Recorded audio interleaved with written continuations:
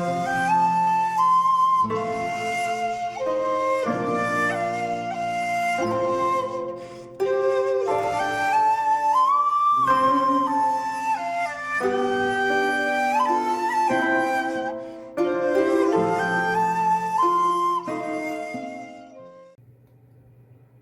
there, this is Solitary Ronin from Solitary Ronin Films, and welcome to another episode of my director collection where I go through some of the editions I have for certain directors.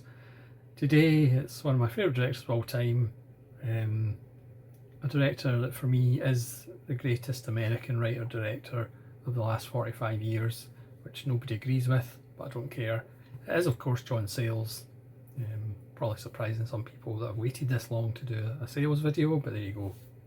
So I'm going to start. Obviously lots of these are on DVD only, with some notable exceptions in the last few years that have brought a tear to the glass eye.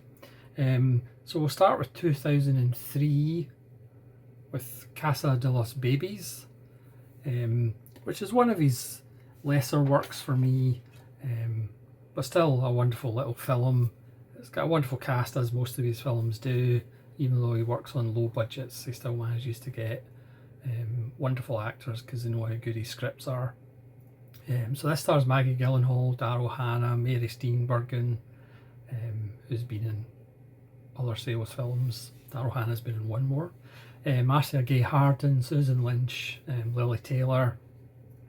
And they are a bunch of American women who go down to Mexico to essentially buy babies. So as usual, it's one of Sayles' lovely little satires on the relationship between America and Mexico, the relationship between the first world and the second or third world, and people as commodities, babies as commodities. You know, for me, the difference between a great Sayles film and a good Sayles film is really the characters, because his power is writing those characters, and it's writing characters that you want to spend time with. So for me, some of his weaker films, you're not necessarily that bothered once the runtime finishes, whereas other ones, which we'll get to, you never want the runtime to finish. So Casa de los Babies, it's pretty underseen. It's, as with most of these films, it's never going to be a huge market for it. A bunch of American women going down to Mexico to essentially buy babies, for various reasons. But it's still well worth seeing, but it's not one of his great films. Then we have one of his films which I saw in a cinema. Can you believe it?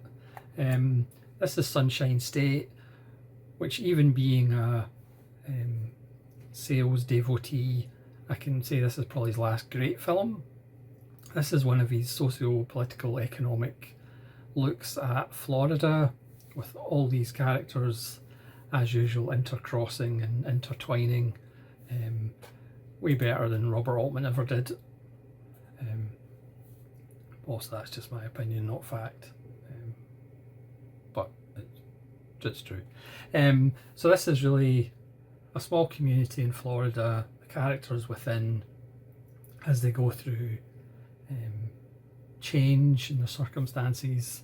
Again, you've got Jane Alexander as a wonderful drama teacher, Mary Steenburgen as the wife of a politician, Angela Bassett, the wonderful Angela Bassett, Gordon Clapp, who has been in so many Sayles films since the beginning, Edie Falco, Miguel Ferrer, Timothy Hutton gives a wonderful performance, James McDaniel, music by Mason Daring, of course, produced by Maggie Renzi, of course. This is just wonderful. It's got a great last line, and again, it's about, you know, what's his chops? I can't actually remember his name, but you know who he is. Him and his golfing buddies are almost like the Greek chorus about how the white man basically just takes over every indigenous place and builds on it and gets rid of the people who actually lived there for hundreds of years. It's a wonderful, wonderful, wonderful, wonderful, wonderful film. It's also wonderful. And this has a director's commentary, because Sayles is in the top 5 for me of director's commentaries. He'll pretty much tell you how to do a low budget film. You know, he'll tell you tricks of the trade, of when you only have an actor for like a day or something like that. Because there's a shot in Sunshine State, or a few shots, where there's an actor and then there's another actor reflected in a window, but of course the two actors were never actually there at the same time, because that would have been far too expensive. Next is one of his most famous ones, as Sayles himself said, because it's got a gun in it. This is Lone Star, which I also have an upgraded version of course. I saw this in the cinema as well. It's crazy. I've actually seen wait a minute, I've seen another Sayles film in the cinema. Holy moly, I've seen 3 Sayles films in the cinema. This is unbelievable. Yeah, Matthew McConaughey before he was famous. Chris Cooper gives an absolutely wonderful performance. Chris Christopherson is a really wonderful villain. A film about the past,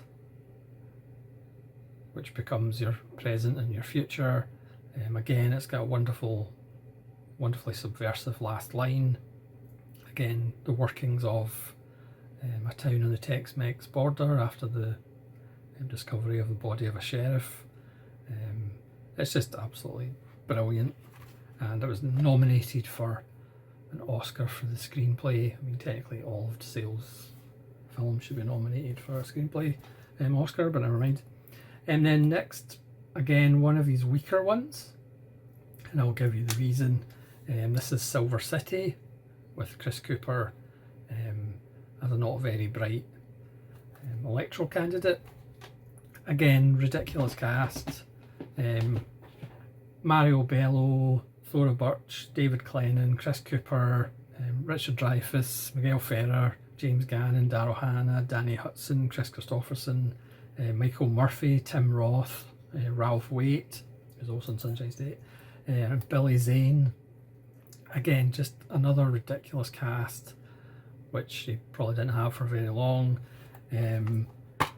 All about the games, the political games. Again, there's a body involved in this one as well.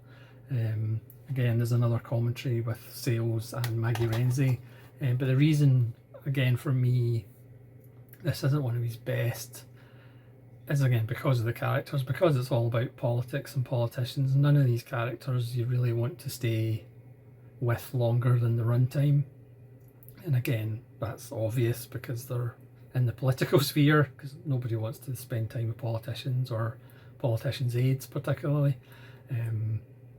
So it's fine for the film, but obviously as a human being you wouldn't really want to spend that much more time with them. Next is a lovely little film. You know, Sayles likes to investigate all manner of communities, and we've got Secret of Ronin-ish, which is set in Ireland, but he actually treats Irish people with some respect instead of the usual American, with everybody speaking Irish and like being caricatures. This is, strangely enough, deftly handled by Sayles, as you'd expect. I think this was the first film they actually adapted from somebody else's work. He didn't write it himself, which is kind of weird. I mean, he wrote the screenplay obviously, but it didn't come from his source material. Again, shot by Haxel Wexler, who of course famously did another one of his films, which we'll get to. Yeah, just a beautiful little film about myth and again the dying of a community, because Sayles is all about community. Wait, this is getting ridiculous. This is another Sayles film I saw in the cinema. I think I've actually seen 4 Sayles films in the cinema. This is outrageous. This is Limbo. The clues in the title. This is another brilliant Sayles film. It was actually an official selection in the 1999 Cannes Film Festival. Starring Mary Elizabeth Mastrantonio, that's how you pronounce her name, and David Strathairn, the regular Sayles, and Vanessa Martinez, who's also in Casa de las Babies. As usual, music by Mason Daring. This was shot by Axel Wexler as well, and of course written, directed and edited by Sayles himself. It also stars Chris Christopherson, who at this point was on a little run of John Sayles films. And again, this starts as a film about Alaska, again the socio-political background, but you never feel like it's preachy or heaven forfend educational. And then it kind of changes when David Strathairn, brother, turns up and asks the trio of characters to go on a boat ride with him. Great performances. Mastrantonio is a single mother.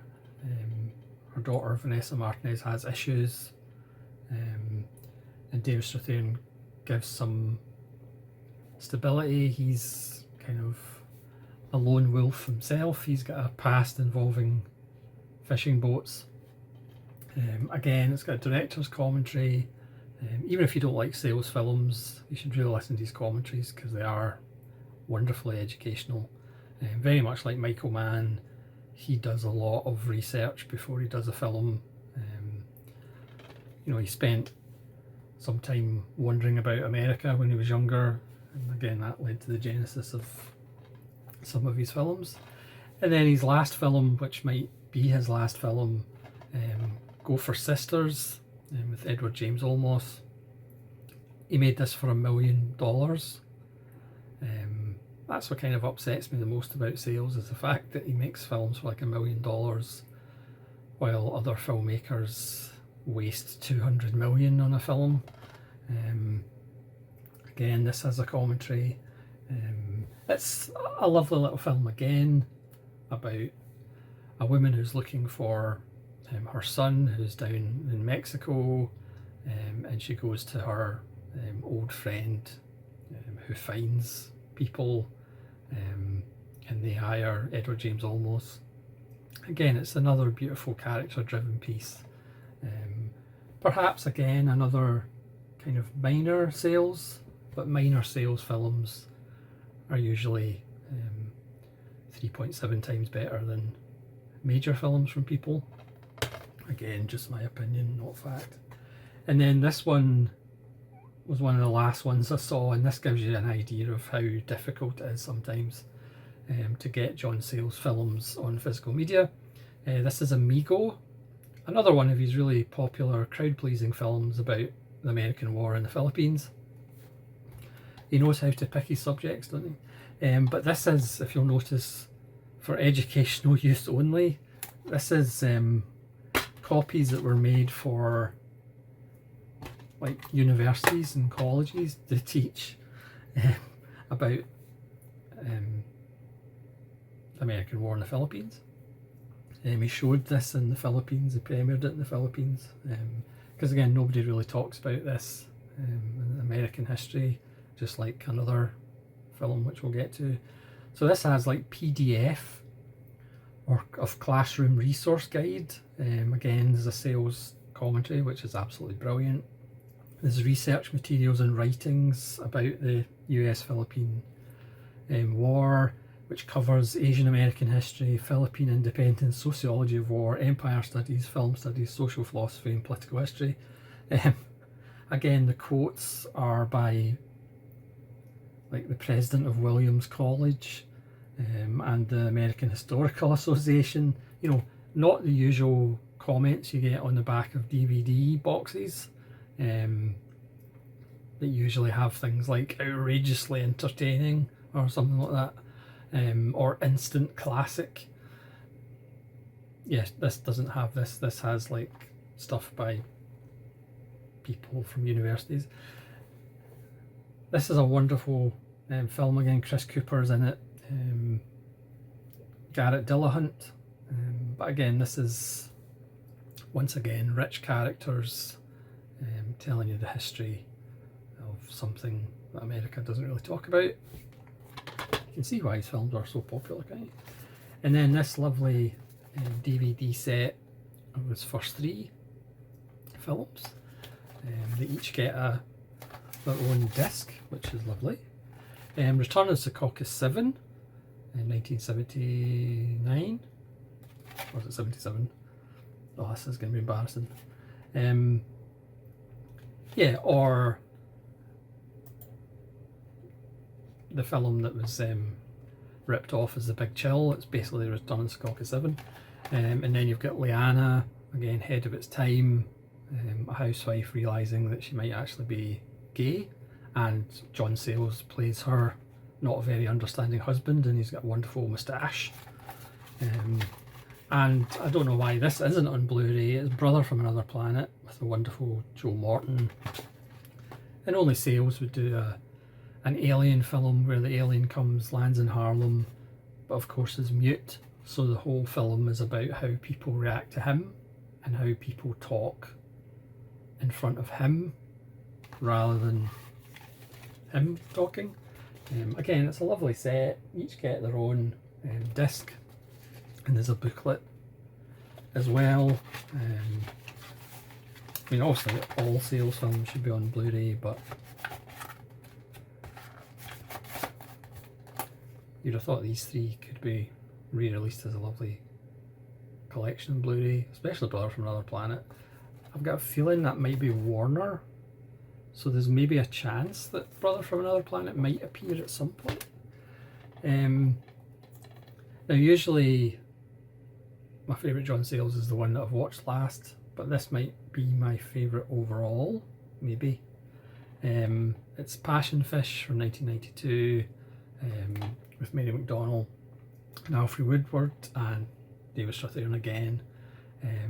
Again, this sounds like a TV movie of the day or the week, about a soap opera actress who is paralysed in New York when a taxi cab hits her, and she goes back home to her roots in the bayou, and she goes through a lot of housekeepers slash nurses before Alfred Woodward, who has her own issues, comes to her employ, and she kind of rekindles a friendship with David Strathairn, who was in school with her. Again, it sounds absolutely dreadful. It sounds like TV movie of the week, but it's absolutely fantastic, absolutely gorgeous. Shot by Roger Deakins, written, edited, directed by Sayles. And this is a film, it's 135 minutes. I mean, this deserves a Blu-ray, because it's absolutely gorgeous. Roger Deakins does such a great job with it. It's funny, it's not sentimental in any way, shape or form, but this is kind of an example of the perfect Sayles film. As I said, it's 135 minutes long, but it should be like 10 hours long, because you do not want to leave these 2 women. You want to spend more time with them. This should have spawned 28 sequels, as we just follow their life for the rest of their lives until they die. Next is the film that he responded to his Oscar nomination for, Men with Guns, where he decided to do it in a foreign language or non-English language, just as a thanks to anybody who wants to watch Sayles films. He'll just go, yeah, I'll throw in subtitles. But this does have guns as well, but obviously the subtitles probably scared 90% of people away. This is absolutely gorgeous as well. Dr. Fuentes, who's played by the absolutely wonderful Federico Lupi, who was in Devil's Backbone and Kronos for Del Toro. He plays a very privileged doctor in a nameless Central South American country, who learns that one of his medical students that he sent out into the world has been killed, and that sends him on a road trip essentially to try and find the other students, and his eyes get open to exactly what's going on in his own country that he was just oblivious of because he lives this privileged life. As I said, it's a road movie. He comes across a small boy who is kind of more experienced than his age should be. He comes across a rape victim of probably both sides. He comes across a disillusioned priest. He comes across a deserter on one of the sides. It's just beautiful. I mean, Sayles himself said the reason he did it in not the English language is people accept characters talking about philosophy and, you know, big issues and existential ideas. They accept it more when the characters aren't speaking English compared to characters in an English language film talking about that kind of thing. To some extent, he's right. But Men with Guns is another one of his 90s masterpieces, which kind of kicked off with City of Hope. Now, this is the not very official disc that I had for decades before it finally got a Blu-ray, which obviously made me weep like a small child. City of Hope is pretty much arguably the best film about how a city actually works, from the mayor's office all the way down to like construction sites and petty crime. Vincent Spano, Tony LeBlanco, Joe Morton, who's a regular, David Strathairn, Angela Bassett again, Lawrence Tierney's in it, lots of people are in it. Again, produced by Maggie Renzi, shot by Robert Richardson. He did go through quite a lot of wonderful DPs, and of course written, directed and edited and acted. He gives a wonderful performance as Carol, the kind of petty crook / garage owner, who has a great speech to Tony LeBlanco. Yeah, City of Hope's absolutely brilliant. Again, lots of characters that are crisscrossing and tremendous. Again, one of his lesser films, but this was an important film for him because this was the film that made him decide, I'm not going to work studios ever again. It's Baby It's You. I don't have the recent Fun City. I missed out on the slipcover. But I might pick up if it's a better print or different extras, I'm not quite sure. This is Vincent Spano again and Rosanna Arquette, and it's all about class, as you'd expect from Sayles. It's a socio-political high school / college story that the studio messed about with. This is an olive Blu-ray. Yeah, it's still pretty good. This is from 1982, but again, not amongst his best, but it was important because he decided, I'm not going to mess about with studios anymore. But certainly another one that made me cry because it finally got a release is Matewan. It got released by Criterion. Spine number 999. Again, this is another story that they don't teach in American schools, about the miners' struggle as a union in the late 1910s, 1920, set in West Virginia, shot by Axel Wexler. Looks like old photographs, absolutely beautiful. Again, Chris Cooper in his first film role, James Earl Jones as Few Clothes, Mary McDonnell again, Will Oldham as the little boy preacher. Sayles himself plays a fire and brimstone preacher, anti-union preacher, who's hilarious. Great performances, Gordon Clapp and Kevin Tiggy as the villains or the hired goons, who are very cartoonish, but even Sayles said he actually toned them down because the real stuff that they did was actually worse than how they're portrayed in the film. There's a commentary from 2013 with Sayles and Wexler, There's 2 new documentaries on the making of the film featuring Sayles, Maggie Renzi, the production designer, and several actors. An interview with Mason Daring, who was a lawyer before he just started doing music for Sayles. Just an absolute masterwork. 1987, one of the films that, without irony, is in the argument for the best film of the 80s, which is obviously a tough award. Yeah, Matewan is a brilliant place to start if you're unsure where to start with Sayles. And then Criterion doubled down, and Spy Number 1202 released Lone Star, not just in Blu-ray, but Blu-ray in 4K, which is mind-boggling to me. Again, saw this in the cinema and was just blown away. 1996, just tremendous, absolutely tremendous. Chris Cooper and Joe Morton again, Chris Christopherson, Clifton James gives a wonderful turn. Elizabeth Pena is absolutely fantastic. Yeah, just another 90s masterwork by Sayles. And then finally, not only did we have Criterion, but 88 Films released Matewan as well, in this nice little edition. And I've just remembered I have a 3rd edition of Matewan which I forgot to pull out, which is a French release. That's embarrassing. Yeah, but this is absolutely masterful. That's the original poster art for the bad DVD copy that I had for a couple of decades as well. And there's also a booklet in the 88 Films edition as well. Yeah, I also have a nice French edition, which is over there somewhere. Apologies to John Sayles for not pulling out my 3rd version of Matewan. So that's my John Sayles collection. Please let me know if you've seen any John Sayles films. Hopefully John Sayles runs for president one day. We might have a better world where everybody just tries to live together in peace and harmony. But that won't happen, obviously, because we're born to destroy.